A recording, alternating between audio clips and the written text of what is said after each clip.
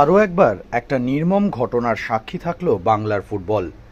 না, ফুটবল মাঠে নয়, ঘটনা ঘটল ফুটবল মাঠের নেপথ্যে থাকা কিছু মানুষদের সঙ্গে, যারা প্রতিনিয়ত রোদে পুড়ে বৃষ্টিতে ভিজে মাঠের খবর আপনার হাতের মুঠোয় পৌঁছে দেয়।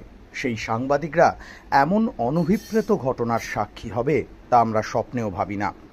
গতকাল কলকাতা বিমানবন্দরে পা রাখেন আনোয়ার আলী। তাকে স্বাগত জানাতে প্রচুর ইস্টবেঙ্গল সমর্থক উপস্থিত হয়েছিলেন কলকাতা বিমানবন্দরে। সমর্থকদের উপস্থিতি এবং আনোয়ারকে দেখতে না পাওয়া সব মিলিয়ে কলকাতা বিমানবন্দরে সৃষ্টি হয় এক বিশৃঙ্খলা। সাংবাদিকদের কাজ হলো সমস্ত খবর সঠিকভাবে দর্শকদের কাছে উপস্থাপন করা। বিমানবন্দরের সেই ছবি তুলতে গিয়ে বেশ কিছু ইস্টবেঙ্গল জনতার হাতে আক্রান্ত হন এক্সট্রা টাইমের সাংবাদিক অরিত্র বসু। কিছু সমর্থক হঠাৎই চড়াও হয় তার উপর, কেড়ে নেওয়া হয় ফোন, নির্মমভাবে অত্যাচার করা হয় তার সাথে। তখন ঘটনাস্থলে উপস্থিত ছিল রে স্পোর্টস, বিয়ন্ড স্পোর্টস এবং ফুটবল জাংশনের সাংবাদিকরা।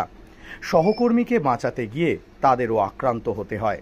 জোরপূর্বক আমাদের ফোনের সমস্ত ভিডিও ডিলিট করানো হয়, এমনকি চোখ রাঙানি থেকে হুমকি কিছুই বাদ যায়নি। আমাদের সাংবাদিককেও ঠেলাঠেলি, ধস্তাধস্তি এবং গায়ে হাত তোলা হয়। আমরা জানি না এরা কারা। সত্যিই কি তারা ফুটবলের সমর্থক? শেষ পর্যন্ত গতকাল রাতেই বিমানবন্দর সংলগ্ন এক বেসরকারি হাসপাতালে চিকিৎসার জন্য ভর্তি করাতে হয় এক্সট্রা টাইমের সাংবাদিক অরিত্র বসুকে। সঠিক খবর সঠিক সময় দর্শকদের সামনে পৌঁছে দিতে গিয়ে অনেক কঠিন পরিস্থিতির মুখোমুখি হতে হয় সাংবাদিকদের। তবে এমন ঘটনা আবারও প্রশ্ন তুলছে, এটাই কি ফুটবল?